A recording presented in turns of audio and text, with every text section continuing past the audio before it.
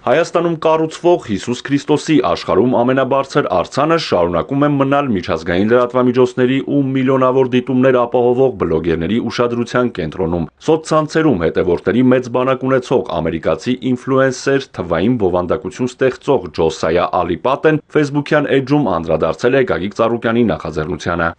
Հատիս լեռան գագաթին իրականացվող նախագիծն ամբողջությամբ ֆինանսավորվում է Ծառուկյան ընտանիքի կողմից, առանց որևէ պետական միջոցների ներգրավման։ Նախագիծն առաջին անգամ ներկայացվել է 2022 թվականին որպես հույսի եւ ազգային վերածննդի խորհրդանիշ։ Թեև այն ժամանակ աշխատանքները ձգձգվել են, բայց 2025 թվականին շինարարությունը կրկին ակտիվացել է եւ ներկայում արձանի տեղադրման գործընթացը շարունակվում է։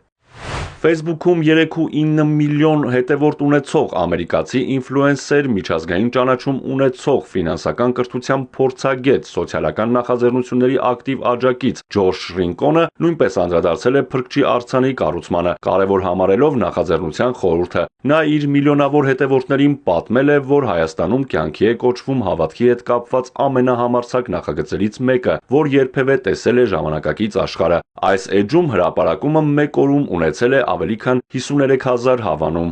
Հայաստանում վերհառնող Հիսուս Քրիստոսի աշխարհի ամենամեծ արձանը չի լինելու զուտ խորհրդանիշ, այլ կանգնելու է իտես աշխարհին, որպես հավատքի ու համախմբման առհավատչա։ Սա թրենդների, զբոսաշրջության կամ քաղաքականության մասին չէ։ Սա ինքնության մասին է։ Մեր ժամանակներում, երբ հավատքը հաճախ մղվում է անձնական դաշտ կամ կարծես թե քողարկվում, Հայաստանն ընտրում է հակառակ ուղին։ Ուղերձը հստակ է։ Երբ մի ազգ արժևորում է Քրիստոսին, դրանով աշխարհին ուղղված հզոր հարց է բարձրացնում։ Հանուն ինչի ենք մենք պատրաստ ոտքի կանգնել, երբ հավատքն այլևս նորաձև չէ։